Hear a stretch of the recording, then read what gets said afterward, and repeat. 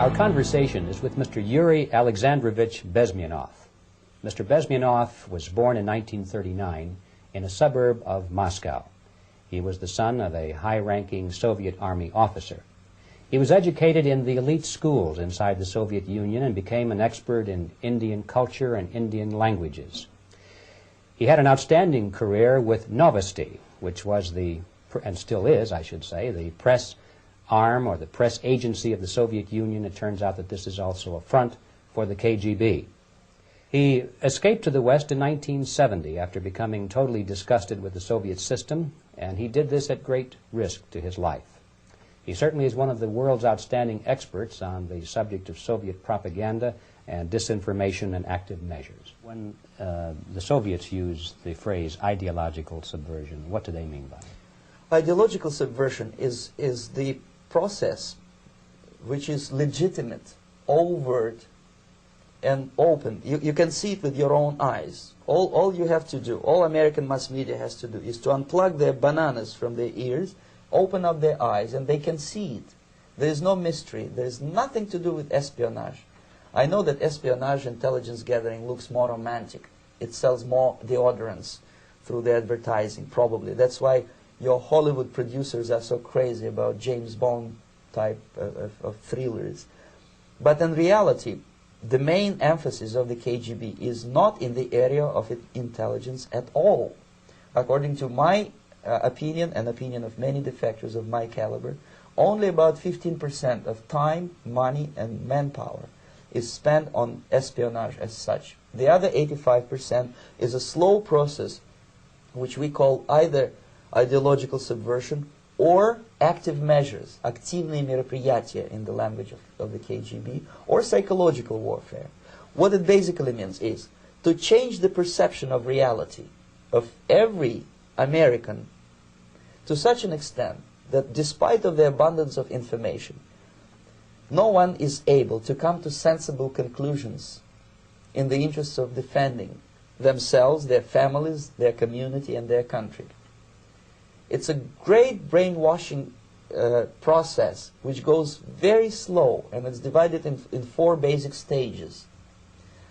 The first one being demoralization. It takes from 15 to 20 years to demoralize a nation. Why that many years?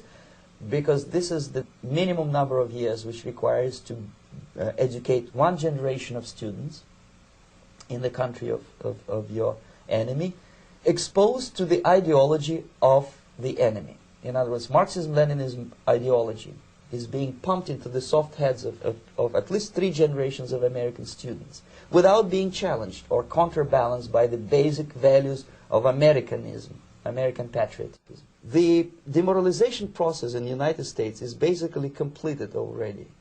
For the last 25 years, actually it's overfulfilled, because demoralization now reaches such areas where previously not even Comrade Andropov and all his experts would even dream of such a tremendous success. Most of it is done by Americans to Americans, thanks to lack of moral standards. As I mentioned before, exposure to true information does not matter anymore. A person who was demoralized is unable to assess true information. The facts tell nothing to him. Even if I shower him with information, with authentic proof, with documents, with pictures, even if I take him by force to the Soviet Union and show him concentration camp, he will refuse to believe it until he is going to receive a kick in his fat bottom. When a military boot crashes then he will understand, but not before that. That's the tragic of the situation of demoralization. So the next stage is destabilization. This time, subverter does not care about your ideas and the patterns of your consumption. Whether you eat junk food and get fat and flabby, it doesn't matter anymore. This time, and it takes only from 2 to 5 years to destabilize a nation, what matters is essentials: economy, foreign relations, defense systems. And you can see it quite clearly that in some areas, in such sensitive areas as defense and economy, the influence of Marxist-Leninist ideas in the United States is absolutely fantastic. I could never believe it 14 years ago when I landed in this part of the world that the process will go that fast. The next stage, of course, is crisis. It may take only up to 6 weeks to bring a country to the verge of crisis. You can see it in Central America now. And after crisis, with a violent change of power, structure, and economy, you have so-called the period of normalization. It may last indefinitely. Normalization is a cynical expression borrowed from Soviet propaganda. When the Soviet tanks moved into Czechoslovakia in '68, Comrade Brezhnev said, "Now the situation in brotherly Czechoslovakia is normalized."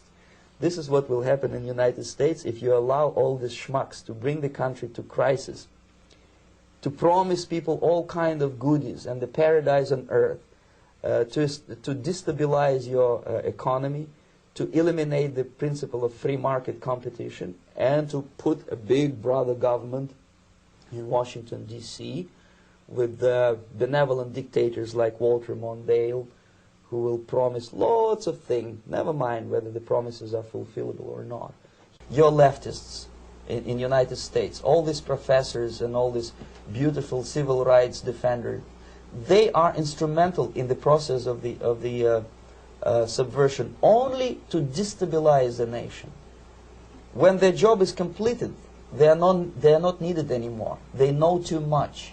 Some of them, when they get disillusioned, when they see that Marxist-Leninists come to power, obviously they get offended. They think that they will come to power. That will never happen, of course. They will be lined up against the wall and shot. But they may turn into the most bitter enemies of Marxist-Leninists when they come to power. And that's what happened in Nicaragua. You remember most of these former Marxist-Leninists were either put to prison or one of them split, and now he's working against Sandinistas. It happened in Grenada when Maurice Bishop was already a Marxist. He was executed by a new Marxist who was more Marxist than this Marxist. Same happened in Afghanistan when first there was Taraki, he was killed by Amin, then Amin was killed by Babrak Karmal with the help of KGB. Same happened in Bangladesh when Mujibur Rahman, very pro-Soviet leftist, was assassinated by his own Marxist-Leninist military comrades. It's the same pattern everywhere. It's divided in 4 basic stages: demoralization, destabilization, crisis, normalization. They will be lined up against the wall and shot, wall and shot, wall and shot.